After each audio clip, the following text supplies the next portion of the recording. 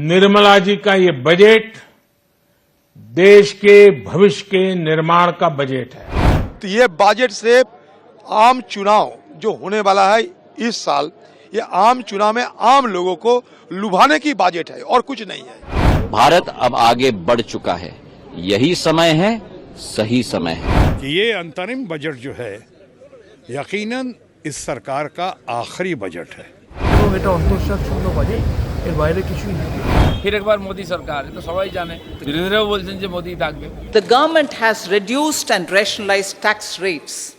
Under the new tax scheme, there is now no tax liability for taxpayers with income up to 7 lakh rupees, up from 2.2 lakh rupees in the financial year 2013-14.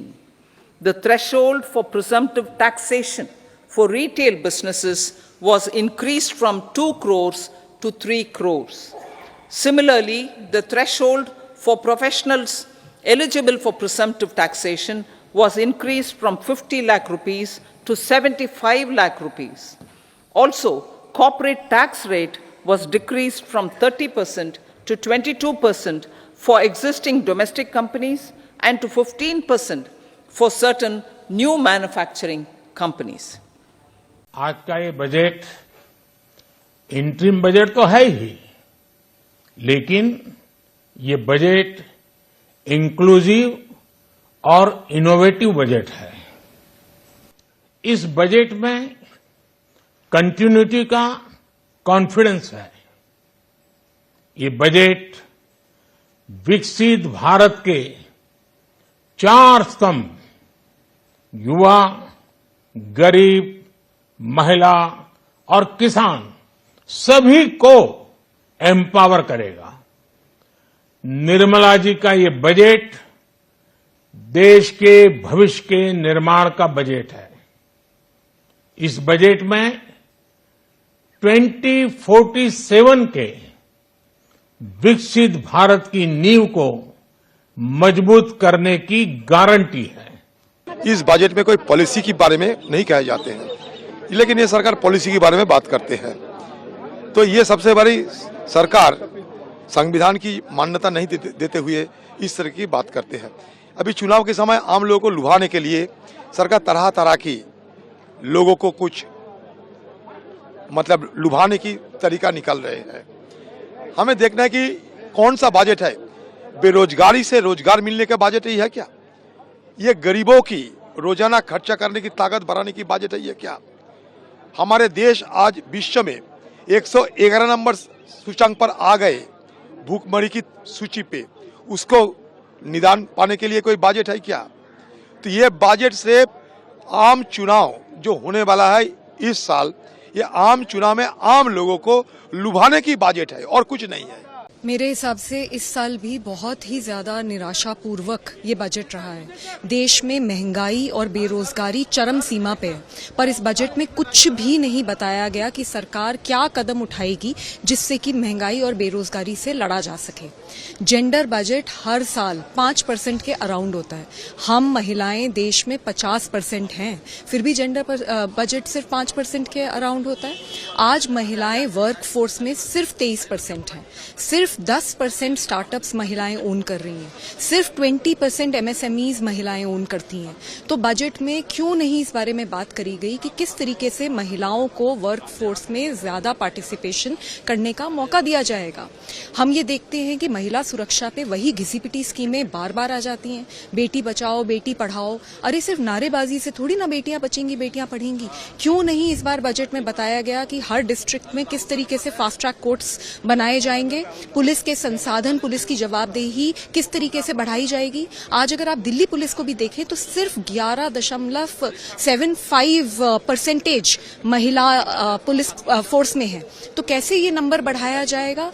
क्यों स्वास्थ्य के बारे में, क्यों education के बारे में और बात नहीं करी? तो मेरे हिसाब से एक आम इंसान के लिए ये बहुत ही ज्यादा निराशापूर्वक बजट रहा है और मैं काफी डिसअपॉइंटेड हूँ। I thought that the budget speech of the Honorable Finance Minister gave us a very strong feeling of a very prudent approach to the budget and a very prudent, balanced, well-balanced budget which really focuses on spending, which is a very good qualitative spending in areas like the rural economy, spending in areas like women, spending in areas like education, healthcare, Ayushman Bharat, and all of it are both the focus on social and physical infrastructure. I think is a very, very important point. Increase of the capex when private sector has already started investing is a very, very important signal. The fiscal prudence and is fantastic to see at this point in time, and very importantly also the borrowings, the moderation of borrowing, which leads to which will lead to obviously an interest rate, both real and nominal interest rate, which leads to stabilization and lowering, which will lead to the demand which will come from. So I think it leads a foundation for a very strong developmental oriented budget, for a much stronger economy, a budget even for the long term for a Viksit Bharat. I think on the whole a very prudently done budget.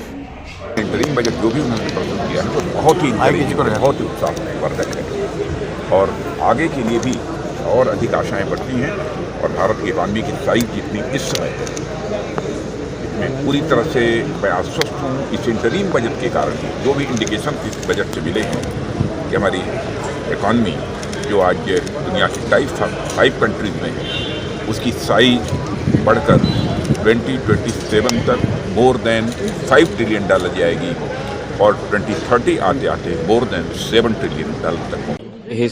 एक ऐतिहासिक budget है जो पूर्ण रूप से परिलक्षित करता है कि प्रधानमंत्री नरेंद्र मोदी जी के नेतृत्व में जो भारत में एक नई क्रांति और परिवर्तन पिछले एक दशक में आई है, एक विकसित भारत का लक्ष्य, एक आत्मनिर्भर भारत का लक्ष्य, एक विश्व गुरु बनने का लक्ष्य, उन तीनों लक्ष्यों के प्रति पूर्ण श्रद्धा के साथ और गति के साथ भारत बढ़ चुका है।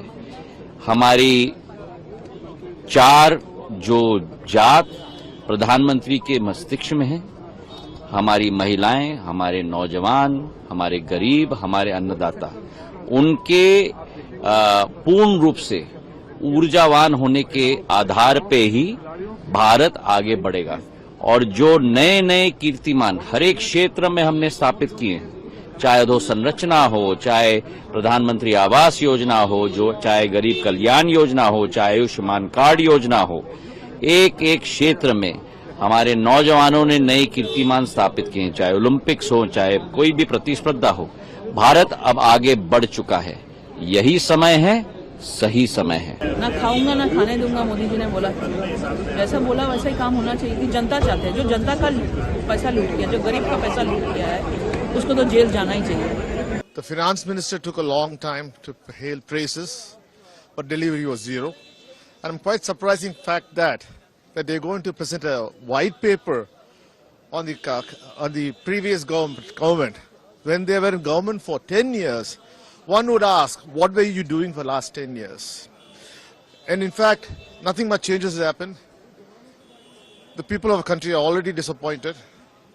Moreover, if you realize that all the incentives are given to the rich companies, the performance-linked incentives are not going for the really deserving companies, but for all the other companies which are manipulating it.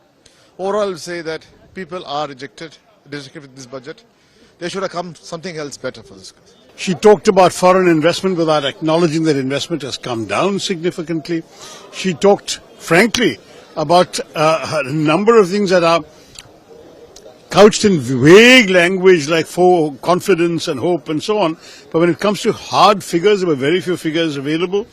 For example, she talked about foreign direct investment without acknowledging that it has come down as a percentage of GDP, not gone up. She talked about, she didn't talk about unemployment, which has gone up to record levels. She didn't talk about youth unemployment. She didn't talk about declining female labor participation when talking about Nari Shakti.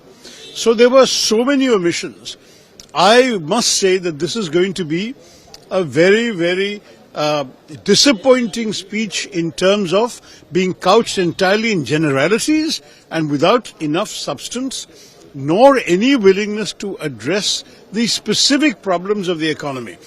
कि ये अंतरिम budget जो है यकीनन इस सरकार का आखिरी बजट है। आखिरी बजट इसलिए कह रहा हूँ कि बहुत सारी बातें हुई हैं इसमें। 2000 योजनाएं 2047 तक चलेंगी, 2050 तक, 2025 तक ये योजनाएं होंगी, शायद पूरी भी होंगी, इससे बढ़िया भी काम होगा। लेकिन अब नई सरकार और नए लोगों के जरिए होगा। इस सरकार की अवधि जो है इस बजट के साथ, अंतरिम बजट के साथ, हालांकि बहुत ज़्यादा उम्मीद नहीं थी इस बजट से, बहुत ज़्यादा कोई इसके उम्मीदों को ताकत नहीं मिल रही थी इस बजट से। उसके बावजूद लोग बहुत गौर से देख रहे थे कि जिस तरह से मुद्दों से ध्यान भटकाने के लिए, बहुतों का कहना है, मुद्दों से ध्यान भटकाने के लिए तरह तरह की बातें होती रहीं। গরিব মানুষের কথা প্রকৃত অর্থে কিছু নেই, বেকারত্বের জ্বালা কী করে ঝুড়বে সেখানে সেই অর্থে কিছু নেই, নিত্য প্রয়োজনীয় জিনিসের দাম কীভাবে কমবে সেই অর্থে কিছু বলা হয়নি, কৃষকদের প্রকৃত অর্থে উপকার কী হবে সেই অর্থে কিছু বলা হয়নি। সার্বিকভাবে একটা প্রচার সর্বস্ব, একটা অন্তঃসার শূন্য বাজেট, এর বাইরে কিছু নয়। দাদা, বাংলার তো কোনো উল্লেখই রইল না। দাবি জানিয়েছিলেন সুদীপ দা যে এক্ষেত্রে বাংলার যে দীর্ঘদিনের বকেয়া সেটা যেন উল্লেখ থাকে। শুধু বাংলা কেন, বিরোধী শাসিত সিংহভাগ রাজ্যেরই কোনো উল্লেখ সেখানে করা হয়নি, সেটা দেখা হয়েছে।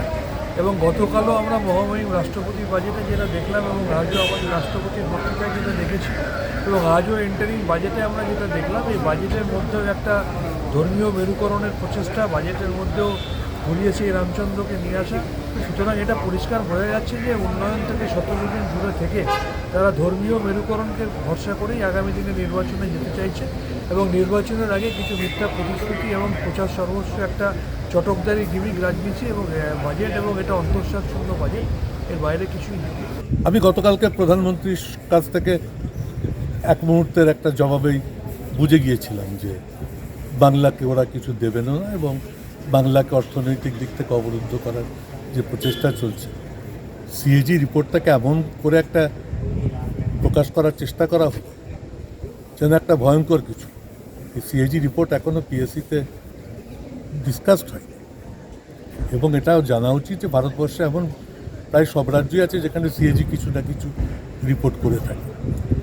তা পশ্চিমবাংলার বঞ্চনার বিরুদ্ধে মমতা ব্যানার্জি কাল থেকে যে আন্দোলনের যে ধর্নার ডাক দিয়েছে সেটাকে সফল করতে হবে, এবং এদের থেকে দাবি আদায় করার জন্য রাজ্যভিত্তিক মানুষকে নিয়ে রাজ্যে এমন আন্দোলনের পরিবেশ তৈরি করতে হবে যাতে এই সরকার বাধ্য হয় তার কাছে নথি স্বীকার করতে। টিএমসি যারা বাজেটই করতে পারে না সময়ে, যারা মানুষকে কোনো পরিষেবা দিতে পারে না, তারা কেন্দ্রীয় বাজেটের কী সমালোচনা করবে? সারা দেশের লোক বলবে বাজেট কী হয়েছে আর গত 10 বছর তারা কী পেয়েছে। যেটা ওরা বলছে যে সুদীপ বন্দ্যোপাধ্যায় দাবি করেছিলেন যে বাংলার কেন্দ্রীয় বকেয়ার কথা বাজেটে উল্লেখ করা হোক, সেটা মিটিয়ে দেওয়া হোক, সেই তো আশা মিটল না। গতবারে ওনারা বলেছিলেন, তার জবাব উনি দিয়ে দিয়েছিলেন, তো সেন এবারে কিছু বলেননি, হয়তো চর্চার সময় বলতে পারেন, তার জবাবও পেয়ে যাবেন।